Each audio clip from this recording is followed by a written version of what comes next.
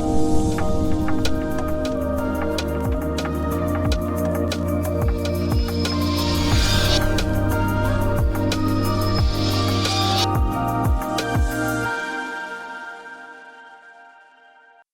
kalau kita masuk kepada Islam itu kafah, sempurna.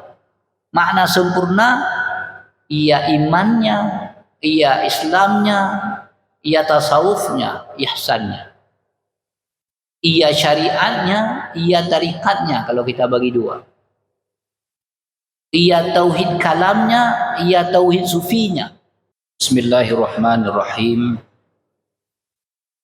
Assalamualaikum warahmatullahi wabarakatuh.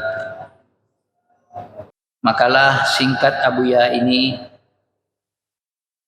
berjudul tentang tauhid tasawuf atau dikatakan garis miring dengan tauhid sufi. Hadirin jamaah yang Allah muliakan,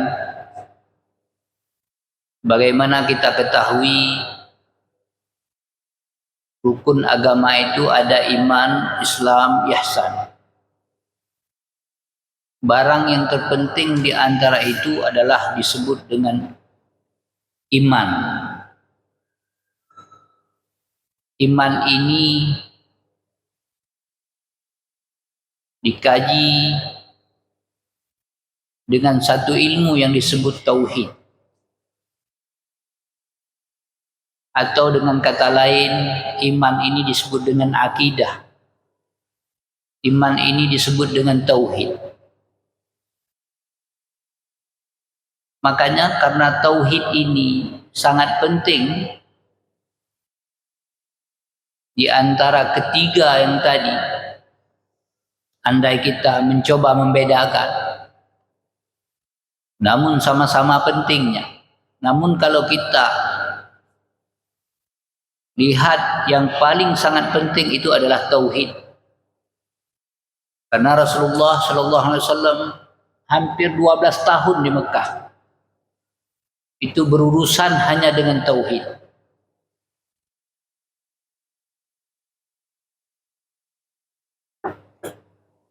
Oleh karenanya, karena penting tauhid, maka dalam kajian ketauhidan itu dicoba-coba pilah pengajiannya. Yang pertama-tama, tauhid ini dibagi dengan dua kelompok besar. Satu disebut dengan tauhid kalam. Makna tauhid kalam, tauhid yang diperdapatkan dengan wahyu, dengan hukum nakli dan hukum akli. Untuk memperkuat akidah atau keimanan daripada umat Islam ini. Itu disebut dengan tauhid kalam, yaitu tauhid yang mengkaji tentang akidah-akidah kita, yang mengkaji tentang keimanan-keimanan kita, berpandukan kepada dalil-dalil akal dan dalil-dalil nakal, yaitu Al-Quran dan hadis daripada Rasulullah SAW yang mu'tabar. Hadirin jemaah yang Allah muliakan, yang kedua disebut dengan tauhid sufi. Tauhid sufi ini dibagi kepada tiga. Sebenarnya dia tidak dibagi, tetapi untuk memudah pemecahannya, memudah dalam kajiannya, itu dibagi kepada tiga. Yang pertama disebut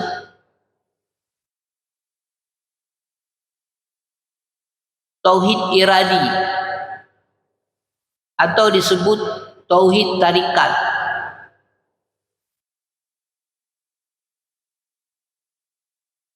Atau Abuya katakan dengan tauhid tasawuf. Ini yang pertama. Jadi tauhid tasawuf ini tidak terlalu tinggi. Itu bagian daripada tauhid sufi. Yang pertama, Abuya Syekh Haji Amran Wali satu hari pernah mengatakan kepada kami bahwa untuk apa diajarkan tauhid tasawuf ini? Gunanya adalah agar orang dapat menemukan hakikat dengan benar. Agar orang sampai kepada hakikat dengan benar. Agar tidak mendustakan hakikat. Sebab bahaya mendustakan hakikat itu memelihara nifaq. Walaupun ilmu kita ini banyak, ini maksudnya. Maka kalau tidak diajarkan dengan ilmu, dia agak susah mendapatkan barang tersebut. Meskipun barang tersebut dia dapat bukan dengan ilmu.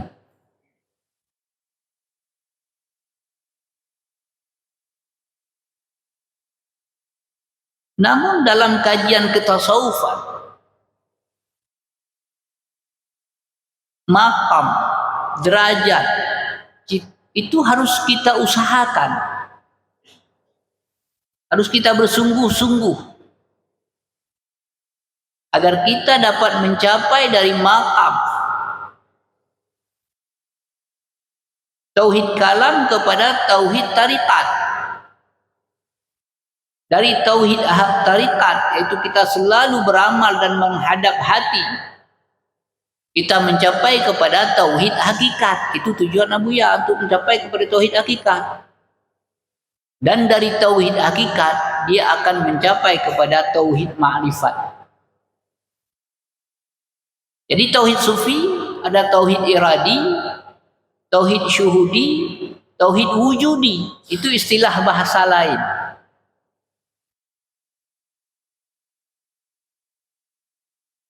Atau tauhid tarikat, tauhid hakikat, dan tauhid ma'rifat. Pendek kata tauhid sufi. Nah, maka terkadang ketika orang mengatakan tauhid tasawuf, dia akan tauhid sufi. Sebenarnya tidak. Tauhid tasawuf itu mengarahkan kepada tauhid sufi. Makna sufi bersih.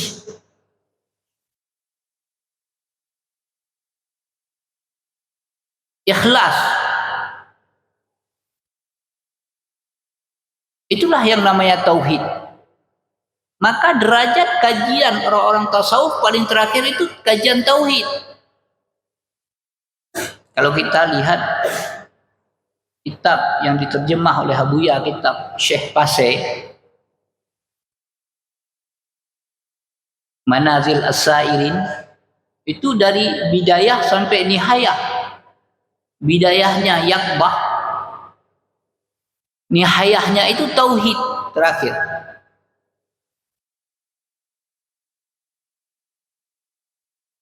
Makna tauhid itu kita itu dengan sendirinya menerima, tidak ada penolakan, qabul. Tidak ada imtina. Ikhlas. Tiba-tiba kita memang sudah ikhlas kita. Tidak ada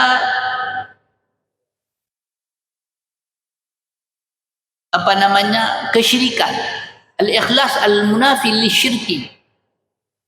Makna ikhlas tiada keduaan, ketigaan, dan seterusnya. Tidak ada karena. Dalam bahasa Abuya disebut hudud. Mengerjakan agama karena ada hudud, kepentingan.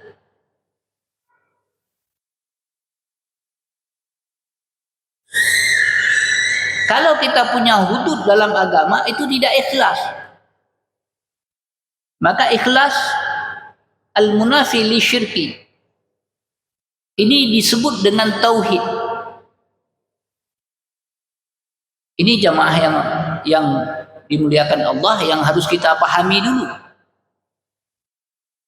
Menyonyoh hana paham tanyo struktur pembicaraan, nanti kita akan berdebat tumpang tindih. Akan berbicara tumpang tindih. Nyan lain-lain betul. Tauhid kalam sabah betul ji. Tauhid sufi sabah betul ji. Sama ada syariat satu betul, hakikat satu betul pula. Dan dua-dua itu tidak bisa dipisahkan.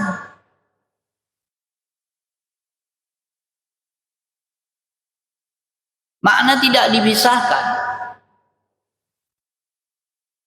Misalnya Allah menyatakan di dalam Al-Quran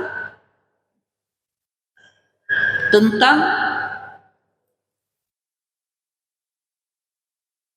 keberadaan Allah Subhanahu wa taala adalah sebagai yang wujud.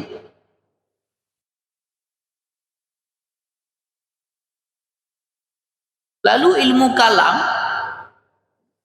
memberikan dalil daripada nakli dan akli tentang dalil wujud itu. Lalu kita menerima berita Al-Quran tentang wujud.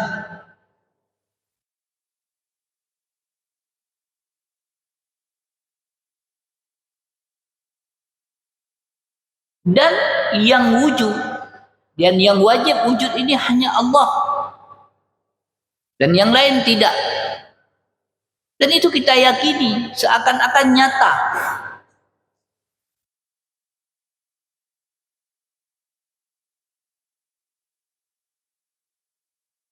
Kenyataan ini, bagaimana kalau kita mendustakannya?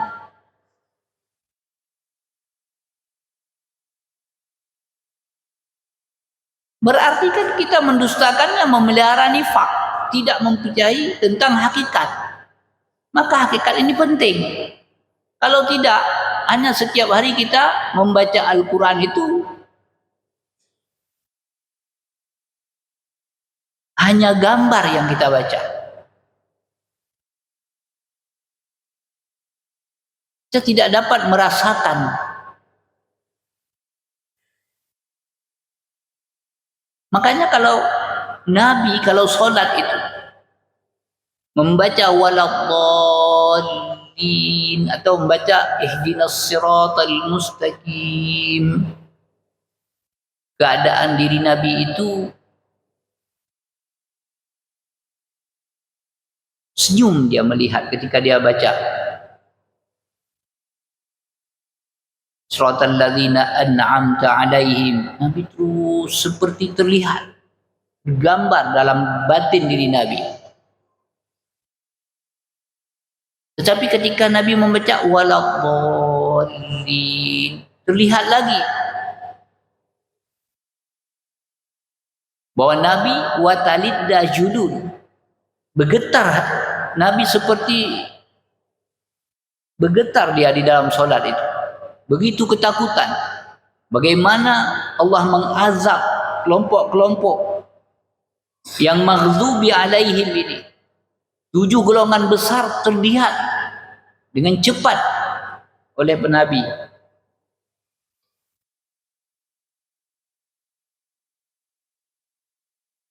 Maka ayat sab'ul mathani itu maknanya terkadang disebut Al-Fatihah yang diulang-ulang. Ada makna sab'ul mathani, 2 golongan yang terlihat oleh Nabi. 7 pertama dan 7 kedua. Mengapa kita tidak bisa terlihat, tidak bisa terasakan? Karena kita jarang mendalami ilmu-ilmu tentang hakikat.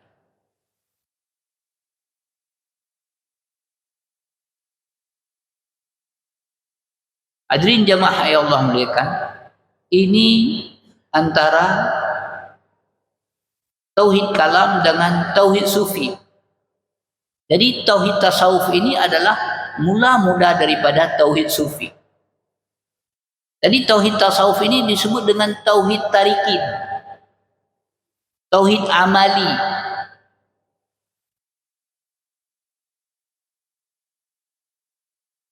Makna tauhid tarikat itu dua makna. Satu makna dia hadap hati, agar kita selalu hadap hati, fokus kita kepada apa kita fokus, kepada apa yang kita saksikan, kepada apa yang kita bicarakan, kepada apa yang kita dengarkan.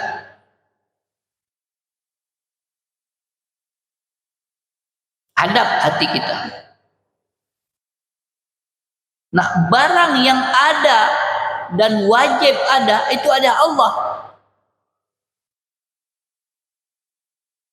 Maka fokus utama adalah langsung kepada Allah Subhanahu wa taala. Agar selalu hadir Allah. Setiap kita melihat asma-asmanya, kalimat-kalimatnya. Ini diajarkan di dalam tauhid kalam. Diajarkan dalam tauhid tasawuf. Jadi tauhid tasawuf ini tidak tinggi-tinggi sekali. Tauhid tasawuf hanya Abuya mengajak kita agar kita selalu berhadap hati dan menaikkan posisi diri, derajat.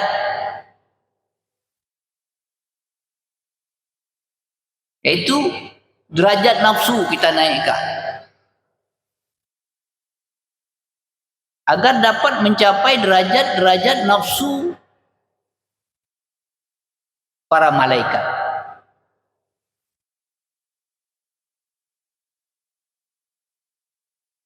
Sebab kenapa? Memang kalau kita lihat malaikat dia protes Allah. Ya semua kan.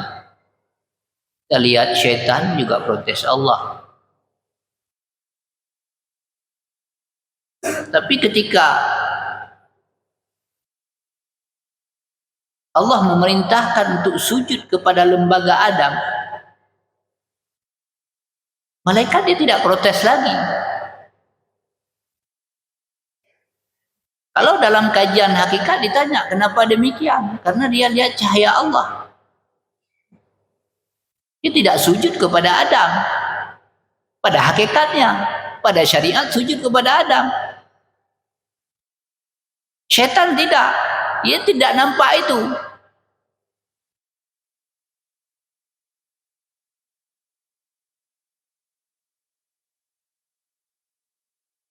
Makanya syaitan karena tidak nampak membantahnya, maka dia sudah menjadi orang-orang yang terkutuk. Maknanya dia tidak nampak hakikat itu. Ini maknanya secara filosofi kata Abuya, meskipun berilmu dia tidak nampak hakikat. Ini bahayanya kita memelihara nifak.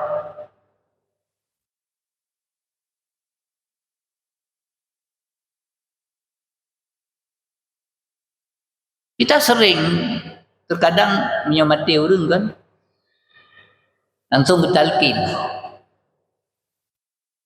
bahwa matinya betul, malaikat mungkar nangkir betul, mana betul? Adakah itu terasa dalam hati kita? Ya kalau terasa dalam hati kita, itu namanya amalan syariat yang sudah hampir mencapai hakikatnya pada syariat. Disebut dengan hudur hati. Bila hati telah hudur, telah hadir dia, maka dia akan terjadi satu mukasyafah.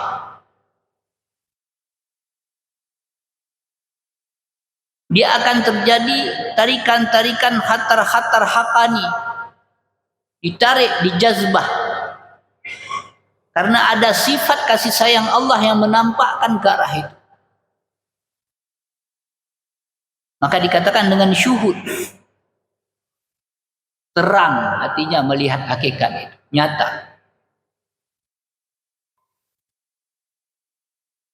Oleh karenanya, Abuya mengajak kita agar kita tidak memisah-misah antara syariat dengan hakikat. Anta kaji tauhid syariat atau disebut tauhid kalam dengan tauhid sufi, tauhid hakikat.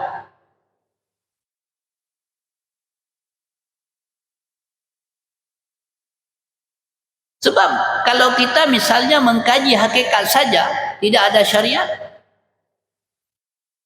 nyan lagi udung me kupi hanagla. Dia kupi hanagla. Minyak urung syariat saja, nya urung meglah kupi dan yang perlet anak dia kupi. Jadi kedua-dua ini tidak bisa diparadokkan. Kalau ada ulama yang memparadokkan, saya tidak bisa menjawab, saya malu.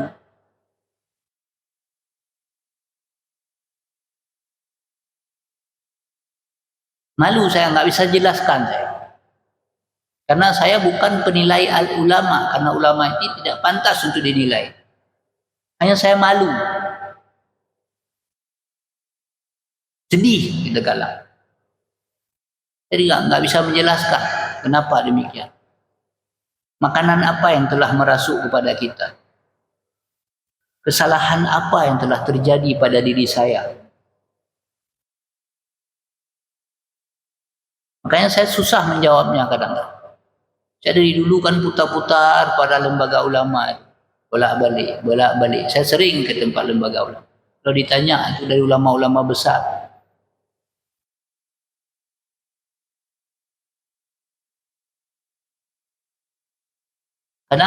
Kadang-kadang sedih aja saya. Tapi saya walaupun di dalam keadaan demikian, saya menganggap para ulama itu di dalam bingkai menjaga agamanya. Dia bertanya, bukan dia tidak tahu, dalam bingkai menjaga agamanya.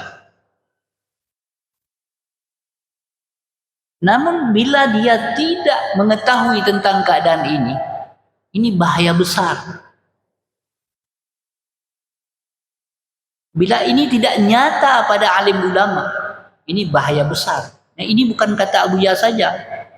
Hampir seluruh arif billah. Makanya tidak pernah ada yang ma'rifat itu disebut nurul qamar, jarang itu pada ma'rifat. Kalau ma'rifat itu sering dikatakan syamsul ma'arif. Enggak ada.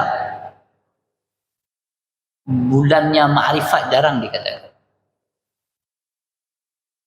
Karena memang ma'rifat ini sangat terang, sangat jelas, sangat nyata. Dan karena itu saya melihat makalah singkat Abuya ini, beliau mengajak kepada kita agar dengan mengutip satu firman Allah, Bismillahirrahmanirrahim, Ya ayyuhalladzina amanu udkhulu fi silmi kaffah. Wahai orang-orang yang beriman, masuklah oleh kamu sekalian itu ke dalam Islam yang kafah.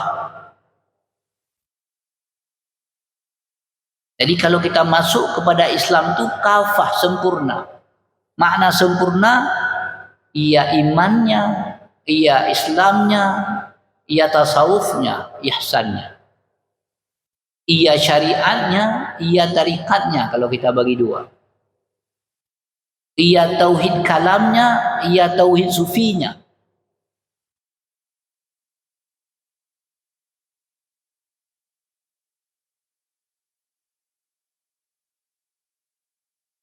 Jadi ini yang dikutip oleh Abuya ayat ini dengan maksud, terutama kita jamaah MPTT dan jamaah yang berhadir pada hari ini, agar kita benar-benar masuk di dalam Islam ini secara kafah, totalitas. Tidak setengah-tengah.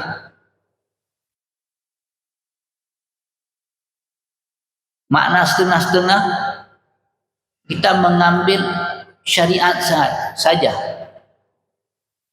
Lalu kajian-kajian tentang hakikat kita dustakan semua. Lalu yang satu lain mengajak kepada kajian-kajian hakikat semua. Syariatnya dibiarkan begitu saja. Jadi Abuya tidak demikian. Makanya saya dari dulu, dari 2003, mengapa saya mengikut Abuya Syekh Haji Amran Wali Al-Khalili, ini sebabnya. Jadi kita muslim yang baik, agar kita tidak memparadokkan antara hakikat dengan syariat.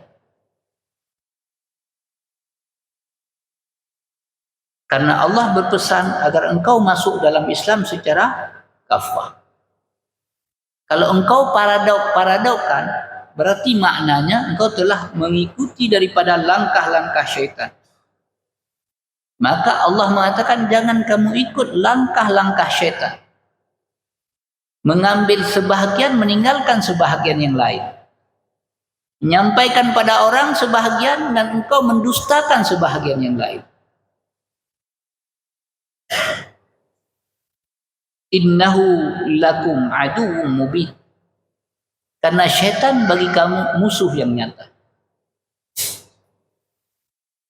Kata orang arif, syaitan itu menolak Adam bukan karena dia hanya mulia dari api, tetapi dia tidak dapat melihatkan ruhani itu, katanya. Dia tidak dapat melihat cahaya Muhammad di situ. Dia tidak dapat melihat cincin kalimat di situ. Dia tidak terang. Sehingga dia tahu bahwa itu saya sujud kepada Adam. Saya tidak akan sujud. Saya diciptakan dari api, sedangkan Adam diciptakan dari tanah.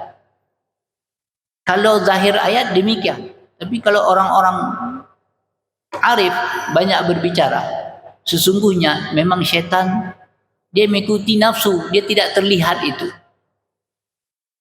Maka dia mengikuti nafsunya. Sebelah saja terlihat.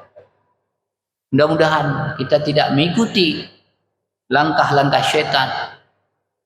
Makanya kita harus menyempurnakan agama di dalam diri kita. Maka agama ini memang butuh pengetahuan semacam ini, tapi juga butuh amalan. Karena pengetahuan itu kecerdasan. Belajar seluruh agama itu belajar Islam namanya. Itu kecerdasan. Baik iman, Islam, ihsan itu belajar kecerdasan. Kecerdasan itu iradah maksud. Sehingga kita tahu solat, tahu ini, tahu macam-macam. Kalau udah solat tahu aja, karena kita punya iradah. Tapi mengenai iman ini, ketauhidan ini kudrah. Bayangkan kalau orang sebanyak pengetahuannya tentang Islam, dia punya iradah, dia punya kemauan-kemauan dan tahu, tapi dia tidak mampu, tidak punya kudrah. Bayangkan tanya hana kudrah. Dah depu tapi dah beda hai anak pun hana kudrah. Tak depu bawa aja untuk tajak kena tapi tak ada yang beda hai hana kudrah. Ini mana tidak ada iman, tidak nampak hakikat. Maka kudrah ini dengan tarbiyah dia. Maka ditarbiyah Nabi itu 11 tahun lebih. Sedangkan Islam dengan ta'lim, intelijensia, dengan diajarkan. Sehingga semua orang tahu dengan iradah-iradah. Maka pengetahuan itu menyempurnakan tauhid. Mudah-mudahan ini saja pada malam yang berbahagia ini berfaedah kepada kami sendiri, kepada keluarga kami, para jamaah semua, MBTT terutama, pada jamaah yang umum. Mudah-mudahan ketika kita mengetahui ini, kita mengajak saudara-saudara kita untuk banyak lagi mendalami tidak hanya syariat tapi hakikat, tidak hanya tauhid kalam tapi juga tauhid sufi atau tauhid tasawuf. Adanallahu ajmain. Assalamualaikum warahmatullahi wabarakatuh.